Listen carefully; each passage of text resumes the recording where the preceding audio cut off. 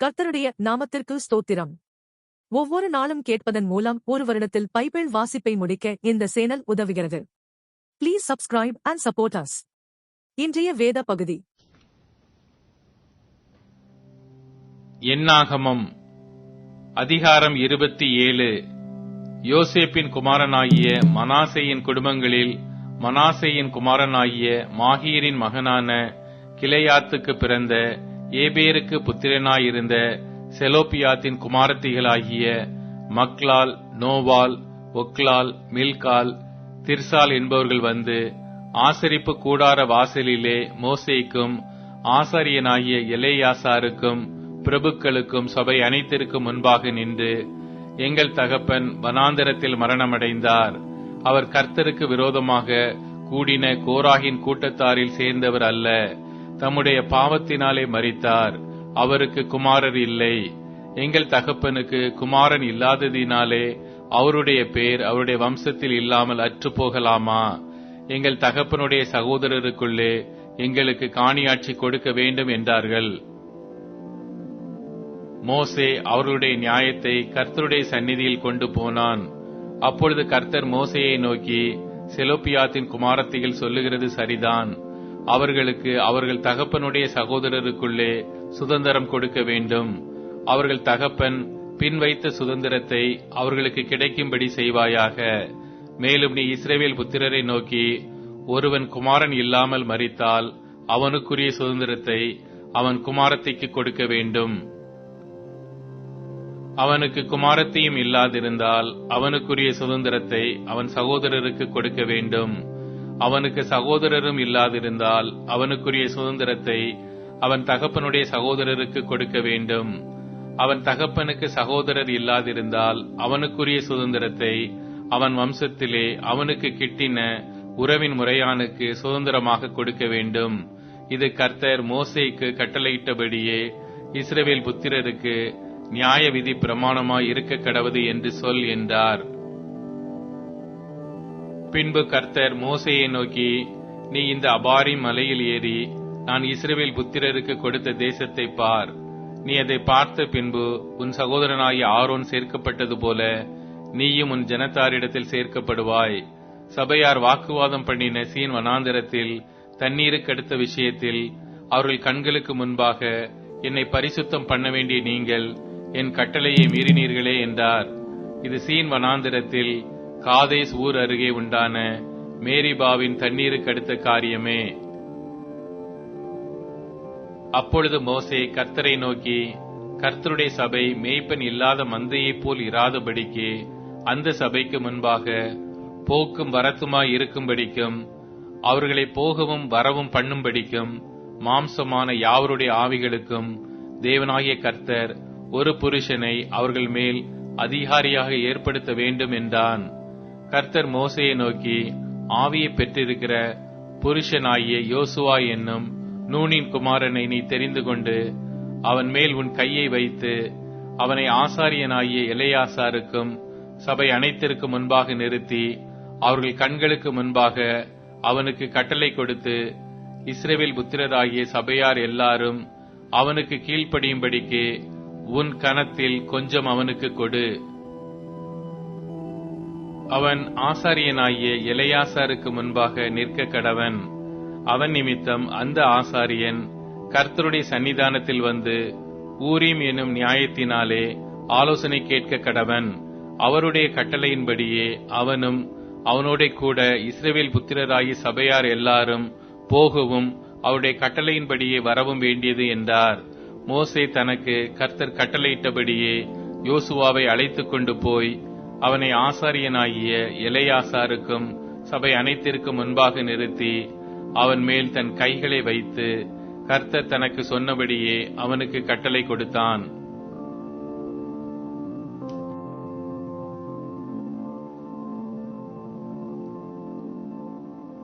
என்னாகமம் அதிகாரம் 28. கர்த்தர் மோசேயை நோக்கி, எனக்கு சுகந்த வாசனையாக தகன பலிகளுக்கு அடுத்த காணிக்கையையும் அப்பத்தையும் குறித்த காலத்தில் எனக்கு செலுத்தும்படிக்கு கவனமாயிருக்க கடவீர்கள் என்று நீ இஸ்ரவேல் புத்திரருக்கு கட்டளையிடு. மேலும் நீ அவர்களை நோக்கி, நீங்கள் கர்த்தருக்கு செலுத்த வேண்டிய தகன பலி என்னவென்றால், நித்திய சர்வாங்க தகன பலியாக நாடோறும் ஒரு வயதான பழுதற்ற 2 ஆட்டுக்குட்டிகளை பலியிட வேண்டும். காலையில் ஒரு ஆட்டுக்குட்டியையும் மாலையில் ஒரு ஆட்டுக்குட்டியையும் பலியிட்டு, போஜன பலியாக ஒரு மரக்காலிலே 10 1 பங்கானதும் இடித்து பிழிந்த கார்ப்படி எண்ணெயிலே பிசைந்ததுமாகிய மெல்லிய மாவையும் செலுத்தக் கடவீர்கள்.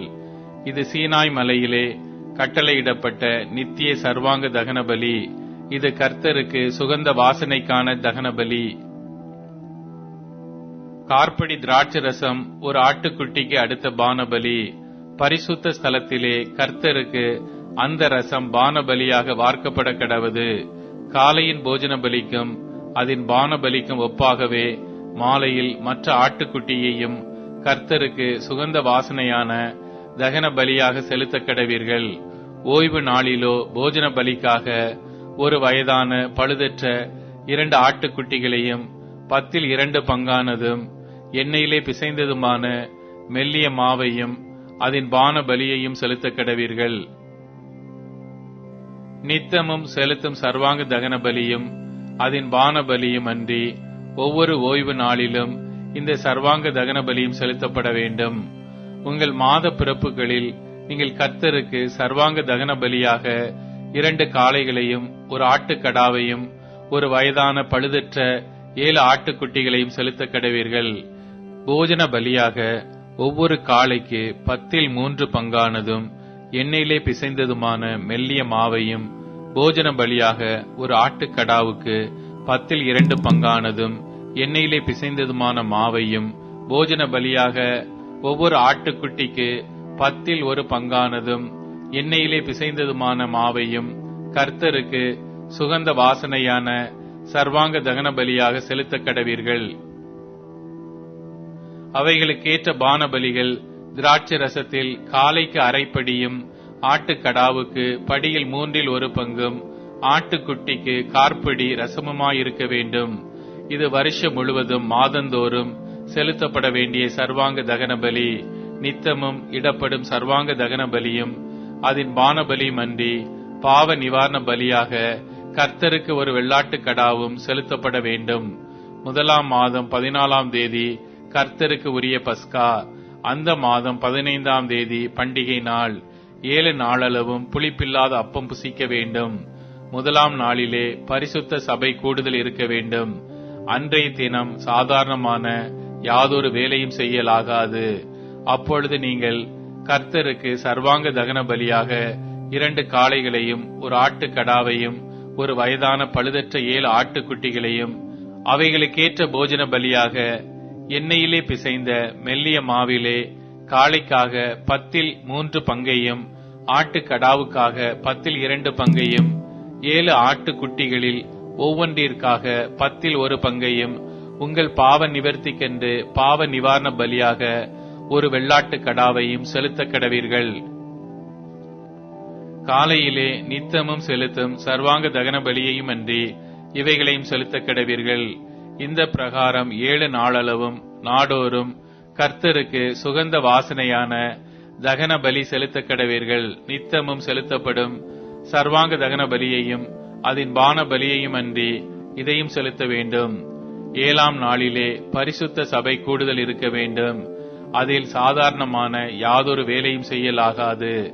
அந்த வாரங்களுக்கு பின் நீங்கள் கர்த்தருக்கு புதிய போஜன பலியாக முதற் கனிகளை செலுத்தும் பண்டிகை நாளிலும் பரிசுத்த சபை கூடுதல் இருக்க வேண்டும். அதில் சாதாரணமான யாதொரு வேலையும் செய்யலாகாது.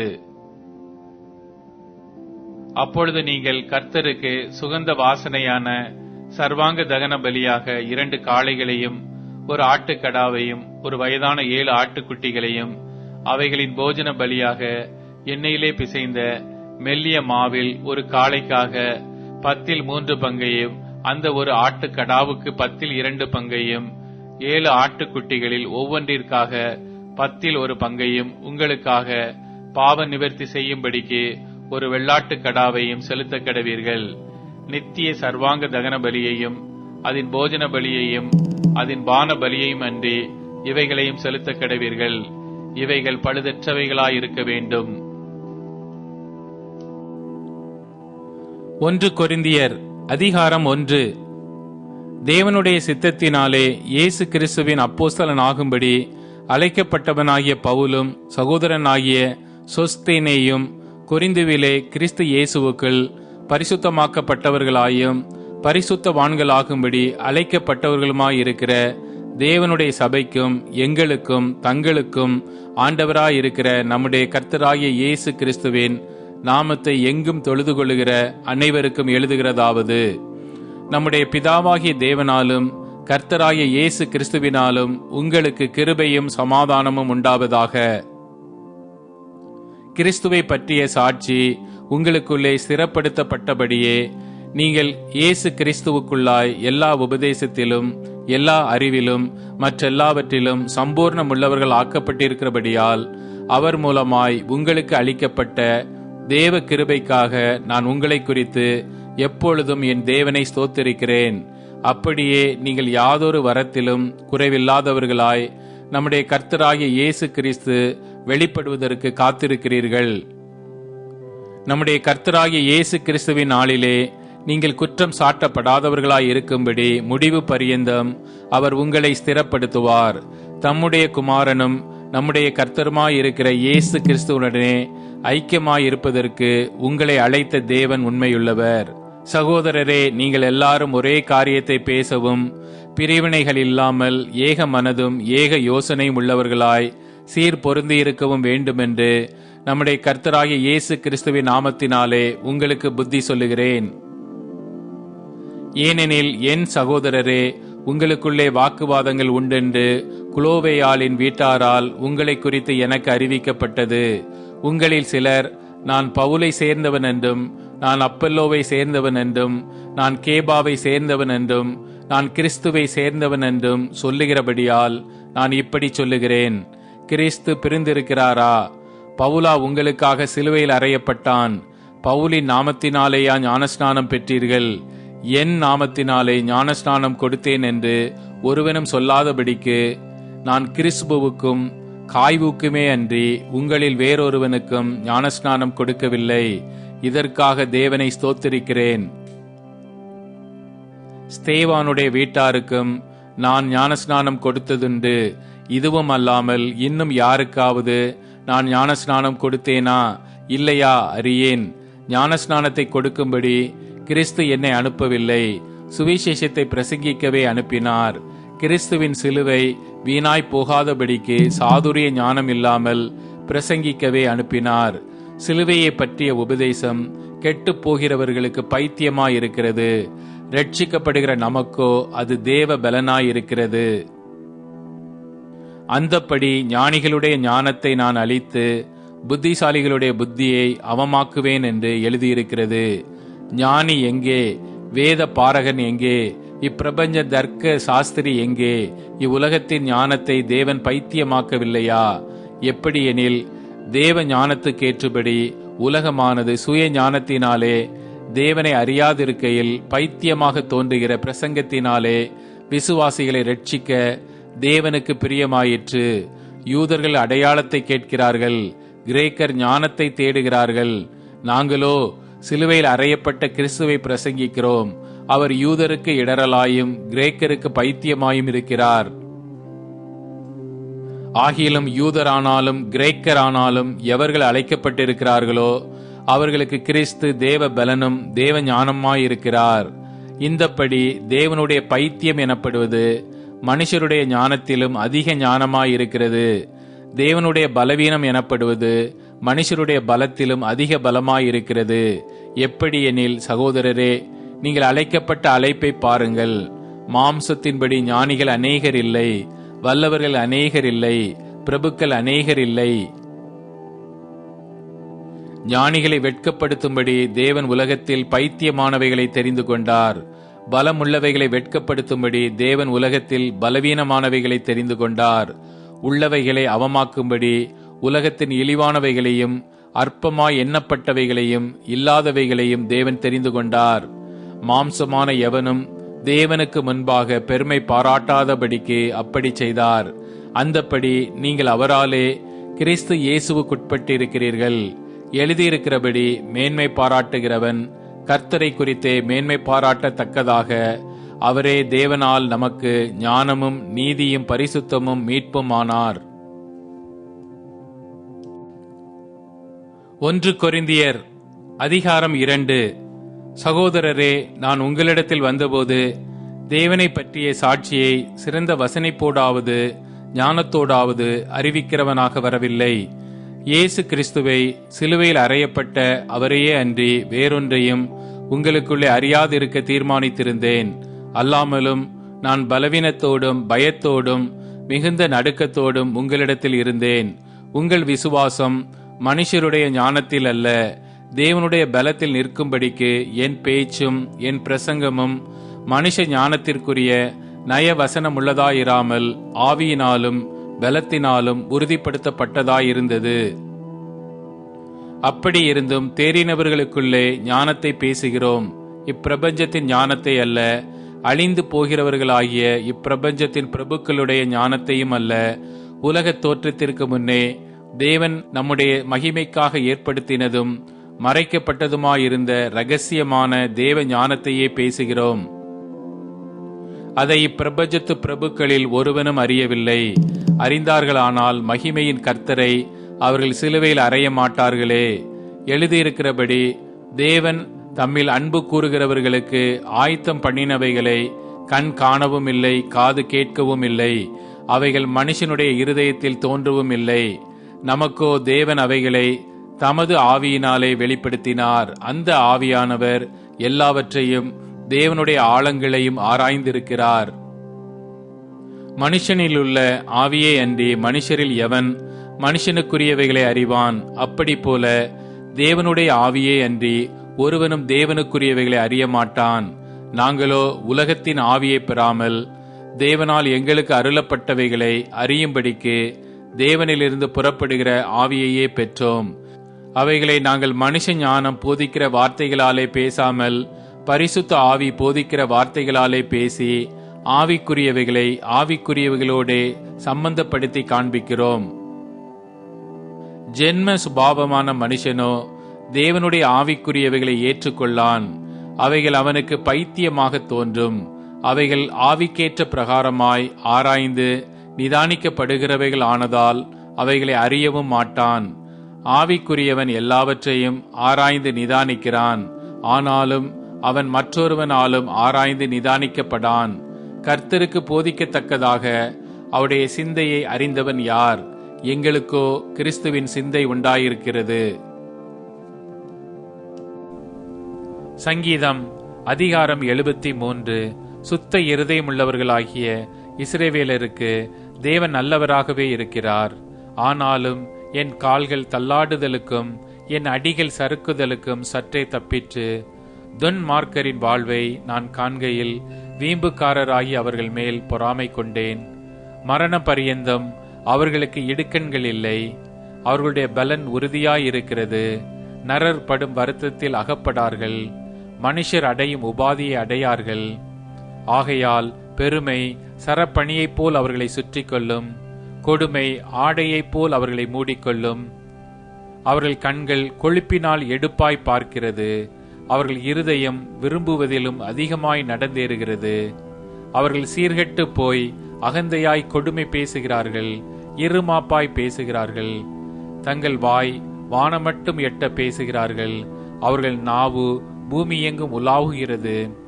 ஆகையால் அவருடைய ஜனங்கள் இந்த வழியாகவே திரும்புகிறார்கள். தண்ணீர்கள் அவர்களுக்கு பரிபூரணமாய் சுரந்து வரும்.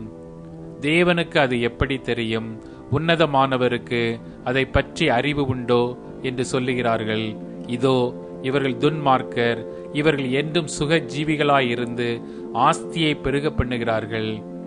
நான் விருதாவாகவே என் இருதயத்தை சுத்தம் பண்ணி குற்றமில்லாமையிலே என் கைகளை கழுவினேன். நாள்தோறும் நான் வாதிக்கப்பட்டும் காலைதோறும் தண்டிக்கப்பட்டும் இருக்கிறேன்.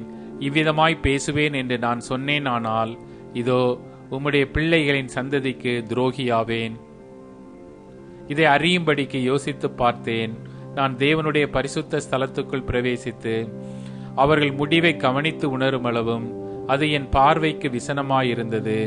நிச்சயமாகவே நீர் அவர்களை சறுக்கலான இடங்களில் நிறுத்தி பாழான இடங்களில் விழப்பண்ணுகிறீர். அவர்கள் ஒரு நிமிஷத்தில் எவ்வளவு பாழாய் போகிறார்கள்! பயங்கரங்களால் அழிந்து நிர்மூலமாகிறார்கள். நித்திரை தெளிந்தவுடனே சொப்பனம் ஒளிவது போல் ஆண்டவரே, நீர் விழிக்கும் போது அவர்கள் வேஷத்தை இகழுவீர். இப்படியாக என் மனம் கசந்தது, என் உள்ளீந்திரியங்களிலே குத்துண்டேன். நான் காரியம் அறியாத மூடனானேன். உமக்கு முன்பாக மிருகம் போல் இருந்தேன். ஆனாலும் நான் எப்பொழுதும் உம்மோடு இருக்கிறேன். என் வலது கையை பிடித்து தாங்குகிறீர். உம்முடைய ஆலோசனையின்படி நீர் என்னை நடத்தி முடிவிலே என்னை மகிமையில் ஏற்றுக்கொள்வீர்.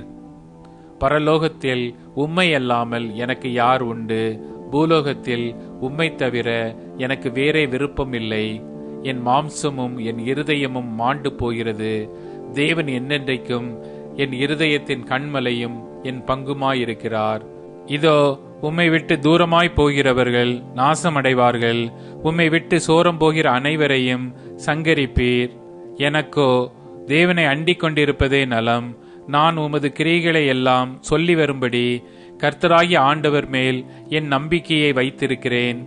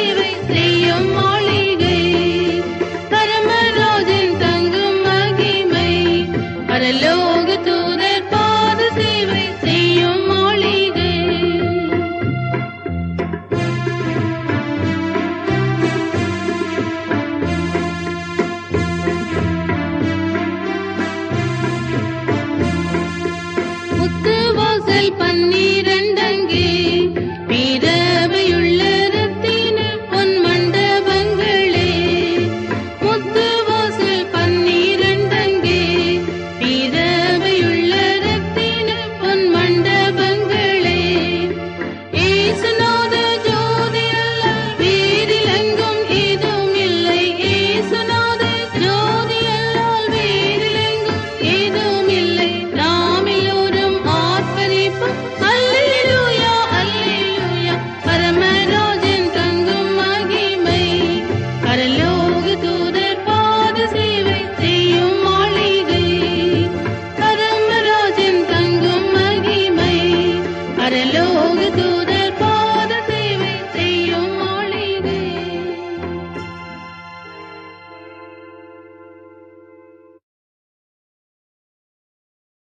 இப்போது tune in, Spotify, Amazon music மற்றும் யூடியூப் மியூசிக் ஆகியவற்றில் நமது பைபிள் 365 சேனல் கிடைக்கிறது.